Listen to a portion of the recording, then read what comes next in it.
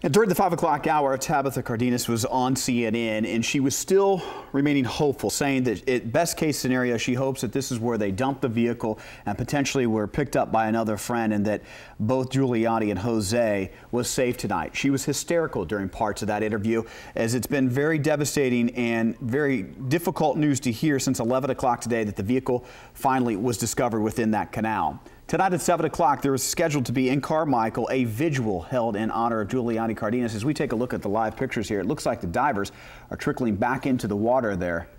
As we were mentioning, though, in Carmichael tonight is where that vigil is scheduled to take place at 7 o'clock. Tom Duhane has been covering that angle of the story. He joins us now live. Tom, what's the very latest from there? Well, folks are now here starting to set up for what will be a 7 o'clock vigil. You can see they're just starting to arrive, just starting to set up candles for the vigil, which is about an hour away. Now, I saw Tabitha just a short time ago as she was over talking to CNN. She was quite emotional, but what she's told people here is that she is still holding out hope that all this, believe it or not, was a planned event by Jose, her ex-boyfriend, that he planned to push the car in, he planned to deceive people, that he still has the boy, and she's still clinging to the hope that he is still being held somewhere and can be safely recovered. And from the organizer of this event here in Carmichael, her name is Veronica Sakari, she has the same hope.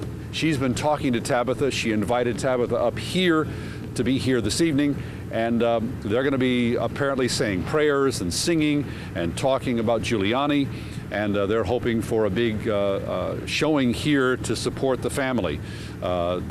She tells me that this is Veronica, who is a mother out here in Carmichael, very involved emotionally with the search for Juliani. She says they don't want to talk about the possibility that he's not alive until it's finally over. And the mother still firmly believes that Juliani and Jose are not in the car. Don't know exactly why, but she says that's her mother's intuition. So this event will start at about 7 o'clock tonight. Reporting live in Carmichael, I'm Tom Duhane. Back to you. Tom, before we let you go, obviously Carmichael a long way from Patterson, as we're literally watching live the developments unfold here. Did Veronica give you a sense on why Tabitha wanted to come to Carmichael? Did she want to distance herself from perhaps what the news that we have discovered and found out as of early as 11 o'clock this morning? All Victoria told me was that, Veronica rather, is that she had invited Tabitha to be here, that she's been in contact with her, wants to come up and support her. Whether or not Tabitha wanted to get out of town, not sure, but apparently she wanted to be with people who were going to be positive and uplifting and supportive, and was driven up here by a city councilwoman from Patterson who's here with her, helping her navigate the media and to be prepared for this event here tonight. Tom Duhane live in Carmichael tonight. We appreciate it. Thank you. We have alluded to the comments that she made to CNN during the 5 o'clock hour. We do have that queued up. Let's take a listen to what she had to say. I think that Jose might have dumped his car and somebody's helping him. He probably just dumped his car and somebody picked him up. But I'm thinking, who would do that, you know? I'm thinking it must have been a family member.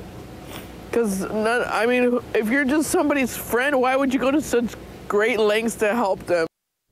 And again, that was Tabitha Cardenas, little Giuliani's mother. She was on the CNN show Nancy Grace earlier this evening, right around 5 p.m. You're looking live at pictures as we provide you with breaking news and an update to the story out of Stanislaus County at the Delta-Mendota Canal. Again, dive crews were called in to try to get that car. We are going to have a news conference right now, in fact, just within seconds, so please stay with us. We're going to hear from the Sheriff's Department with an update. They brought up those 3 vehicles, and we're expected to hear even more details. Let's listen in. Almost ready to go. It looks like they're not ready yet.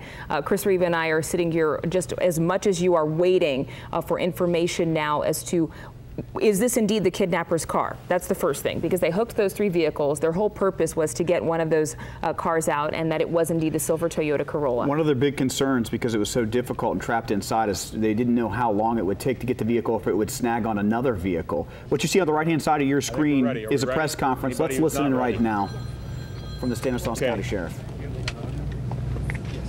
Ladies and gentlemen, we were able to recover the car from the siphon with 2 other vehicles.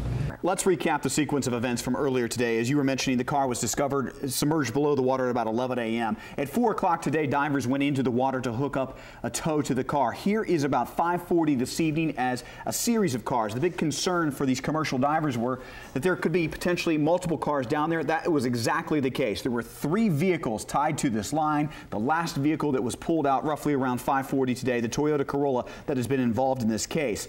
As soon as investigators were able to surround that vehicle, what they discovered, no bodies inside the vehicle, the bodies that they are looking for of Jose Rodriguez or Juliani Cardenas. In fact, they said that the car is heavily damaged, but one window on both sides of the vehicle was down or literally destroyed because the car was so heavily damaged, and they did not discover anything inside. As you were mentioning, they have, the Sheriff's Department, little hope that this is a good development, as much as they believe now that the bodies are still within that canal, potentially flowing downstream.